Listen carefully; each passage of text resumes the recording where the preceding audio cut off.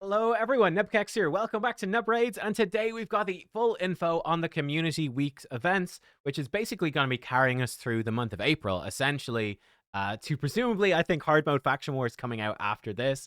But yeah, we have full details on the free legendary that we are going to get. We're going to see his full kit, and yeah, some more stuff about this. So let's dive in. Community Weeks, let's go. If I break the embargo, I will be probably murdered. And sorry, we're not on the test server for this one. So the event overview. Community Weeks is all about you. You guessed it, the community. Oh, I thought I was someone else. This is a continuation of last year's event, but with new additions this time around. We've got the new reward calendar to dish out rewards. Log in daily starting from April 10th. So the 10th of April, that's when this begins. To collect fragments for the free legendary community champion, Iudex Artor, and help select the final reward for the entire community starting from the 8th of April. So we can actually start voting for the, I think it's a Relic from the 8th of April, and then the login calendar starts on the 10th. So here we go. There's Thor. Community Weeks. So it runs from the 8th of April to the 9th of May. Ooh. We're focusing on the community more with the Trivia Dungeon game show starring our very own content creators. Crazy. I wonder who they got to do that. That's crazy. Wow. All right, so the free legendary relic, and of course, I think you probably already know which one to vote for. I'll go over it again in this video. That starts on the 8th. This goes for like a whole month, so you've got like an entire month basically to vote for this relic. That seems like there's no rush. I think you just go in and say, I want to vote for this one, and you're done. And that's it, so not too much there. The reward calendar, now this is important. It starts on the 10th of April. It ends, it totally completes on the 9th of May. But you cannot begin the calendar after the 5th of May. Now, one thing we're going to see, in fact, let me zoom down a bit. This reward calendar, you can miss days. So let's say the 17th of April. You can only get the reward for the 17th of April if you log in on the 17th of April. However, fragments for the legendary, you can still pick them up. And the relic, you can still pick up. I think that's it. But in order to get those, you have to start by the 5th of May, and then you would have until the 9th of May to claim everything. I don't know. I think that's how it works. I don't think it's too important. You kind of want to be logging in every day from the 10th of April if you want to get all the stuff. Okay. There is a surprise finale, though. Oh, okay. Let's take a look. We'll come back to this stuff in a second. Reward calendar. So it's a 25-day loyalty program from the 10th of April to the 4th of May. 25 different days. There's 25 slots. Each contains a reward and a greeting. Exciting. The reward is hidden until you open the activated slot. So we will not know what comes on what days. There's no way to plan, unfortunately. So you just have to log in on every single day if you want everything. Players can miss a reward if they don't log in on the day it's available, but you can still claim guaranteed rewards. So specifically, the champion fragments and the relic, you can still claim them between the 5th of May and the 9th of May, even if you didn't log. Okay, so interesting. So it looks like, for example, on the 10th of April, we've got fragments. Well, I'm not entirely sure here. Either you can always grab the fragment and you're good. Potentially, if let's say you miss the fragments on the 10th of April, if you miss them, they will then be locked potentially until the 5th of May, and then you can collect them all between the 5th and the 9th of May. That might be it. I wouldn't be surprised if it was just a sort of cheeky, like, oh, keep playing for another month type thing. That could happen. Not sure. So maybe if you miss fragments, you can grab them whenever. Maybe you have to wait until the end of the calendar, but you can still grab them. The main thing is you will not permanently miss the relics, the relic or the fragments for the legendary. You will get those certainly by the end. So yeah, the final main reward of the reward calendar will be determined by the community vote, which will be the relic. So yeah, the 4th of May will be the relic. And obviously, log in the 4th of May to get it, or log in between the 5th or 9th of May to get it as well. Seems fine. So the I think that's what it is. I think the calendar stop. I don't think you have to start it by then. I think it's just you're not getting any more rewards. You can just collect the rewards that you met, like the fragments and the relic between the 5th and the 9th. I think actually that's all it is. Okay. Ooh, Iudex. Okay, let's take a look. Here we go. We've got Iudex Artor. Let me actually get this up full screen. Okay, so we've got his skills up full screen. We'll come back to that in a second. Let's just jump over here first. Iudex Artor is a brand new champion whose fragments will be scattered throughout the reward calendar. He'll be a guaranteed reward, meaning if you miss a reward day, you'll still be able to get him from the 5th of May to the... Okay, yeah, so it does seem like you have it. You can't pick them up during the month if you miss them. You have to pick them up at the very end. You're not going to be that far behind. I presume like his final fragments will be in the last like 2 or 3 days anyway. So you'll only be a little bit behind, and you should probably be saving these fragments for CVC or a champion chase anyway. So I think picking him up a little bit late probably won't make much difference, to be honest. So Sacred Order. Artor is a decent support champion that will be helpful for both PvP and PvE content. He's all about supporting your team. He heals all allies with his A1, buffs the whole team with increased attack and strengthen, and fills your turn meter with his A2. He's a single target revive on his A3. Okay, yeah. He will be an especially valuable asset for early and mid-game players and will become a great addition to your roster as a reviver for Sacred Order. Sacred Order not exactly lacking in good revivers because you got Godseeker, but he might actually be better. Let's take a look. Here we go. Iudex Artor. So move me over here. Zoom in a little bit more. And he looks cool. So he's a support, Spirit Affinity, Legendary.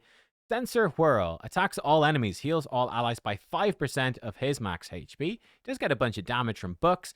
His other moves aren't attacking. I doubt you're going to build him to... attack. He's just going to be healing. Okay.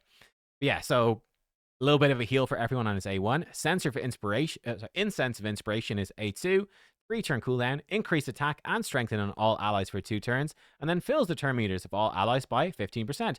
Mini Arbiter move right there. Depending on his base speed. And he does have a speed aura. Okay, Mini Arbiter.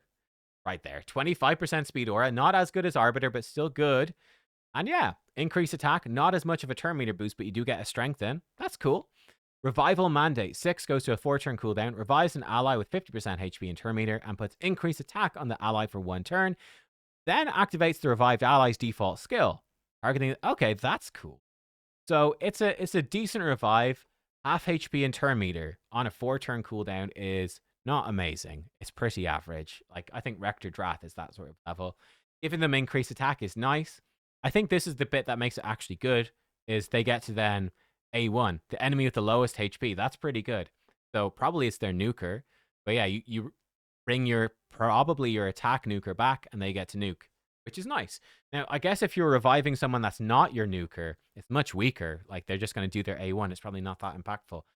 Sentenced to Life, his passive has a 3-turn cooldown when booked. If an enemy is killed by an ally's default skill after being revived by Revival Mandate, resets the cooldown of Revival Mandate. Okay, that's fun. So you potentially revive your damage dealer.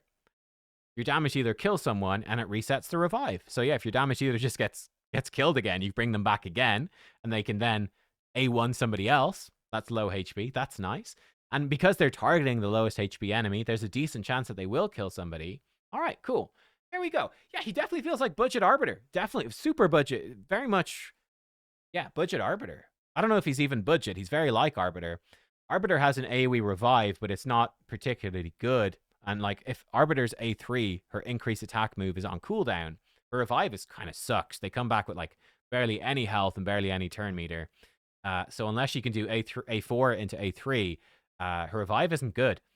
His seems a bit better. Yeah, I don't know. Very similar to her. Very similar. So yeah, I think he's likely to be very good for Faction Wars. On the test server, but I can't show you anything on the test server. Sorry, folks. Sorry, can't show you anything in game. Yeah, so yeah, I don't know. Basically, seems like Arbiter. Now, Sacred Order, they're a pretty solid faction. It's pretty good. You've got Alice. This guy will go very well with Alice. She's got a good A1, so he'll be strong with Alice. Great. Yeah, I mean, you could have Lady Noelle. You could have Godseeker. You know, there's lots of really strong champs in this faction. So I feel like budget Arbiter would be much more impactful, I think, for other factions than for Sacred Order. But look, for a newer player who's come in and maybe you didn't do Lady Noelle, maybe you started with the Alice event. If you've got Alice, hey, here you go. Pop this guy in with Alice, and it's really going to set you up well for Sacred Order Faction War. You're going to smash through, and you're going to be well set, even for hard mode Faction Wars. They're a good combo. So there you go. It's a stacked faction. but he's going to be decent. Definitely for a later game player, he's not particularly exciting at all, I would think. He's not going to be too crazy. Like, you've got Cardiel in that faction, and so on, Lady Noelle, etc. This guy, he's fine, but nothing too special. Like, if nobody dies, right, if you've got a strong team, not doing that much. He's doing like the Arbiter-esque boost, and he's doing some healing and AoE A1s, but that's about it. He might still be helpful for faction wars, but not too insane, I think. And yeah, then we come over that. So there we go. That's him. That's his skills. We've got the vote as well. Voting for the thing. You just vote once, I suppose. Yeah. When you tap the voting button, the voting interface will open. Okay. You can review the voting rules, the options, and make your choice. You can only vote once. After submitting your vote, you cannot change your decision. You've got almost an entire month to think about this. I mean, much like a vote in real life, if you personally don't vote, it probably doesn't really make a difference because there's going to be hundreds of thousands of people voting probably in this. So it doesn't really matter what you do. The best one, in my opinion, is definitely the Wand of Submission. It is insanely good for Arena. The Temporal Stagnator is kind of fun for Fabian, but there's not many champions that would use it. So, oh, I'm sorry, this is a better way. Temporal Stagnator, you've got a chance to increase skill cooldowns on a weak hit. Pretty good for Fabian. There's a couple of champs that this would be okay for, but it's not that great. The Axe Serpentis is pretty terribly undertuned at the moment, it seems like.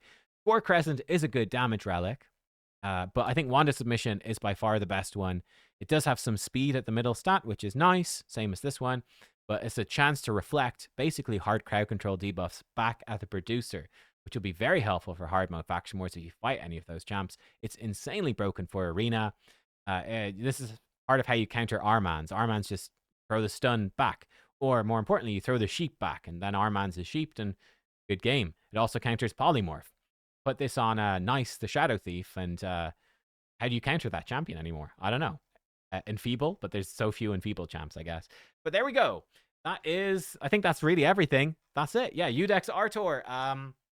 Yeah, I think he clearly is. You know, he's clearly an early mid-game champion, right? He's definitely early mid-game champ. More faction, more focus. He's going to be great for, or really, really, really good for progressing in Classic and Tag Team Arena. So newer players, early mid-game will definitely find this guy useful. I think, yeah, later game players, pretty unlikely you'll find him useful, but maybe. It depends what his base speed is as well. That's going to be pretty important. He might be really good with the new Rebirth set as well. Hang on. Okay, there's no test server leaks here available, so I think we're good. There's no special information, but the Rebirth set gives more HP and turn meter to allies revived by the wearer, and gives block damage to the wearer when an ally is killed. Decrease the cooldown of a revived ally skills by a turn. Like, this Rebirth set could be really, really nice on Iudex, actually. So that's kind of a, not a crazy synergy, but it's sort of a nice synergy with a new set. But there we go. Yeah, so we will have to log in every single day, but hopefully there'll be good rewards. One hopes. Hopefully, like, some Primal Shards and stuff in there would be nice. Some Void Shards, maybe a Sacred, bunch of energy. Who knows? There'll be Champ Fragments. Yeah, there you go. Let me know. What do you guys think about it? Community Weeks looks fine. They're surprised. They didn't say anything about the surprise finale, so there's going to be a surprise finale. Okay, I'm interested what that is. That seems to be still a surprise. But yeah, free legendary relic, simple, nice. Free legendary, he's cool, and reward calendar. Yeah, great. There we go, guys. Thanks for watching. I will see you all next time. Goodbye.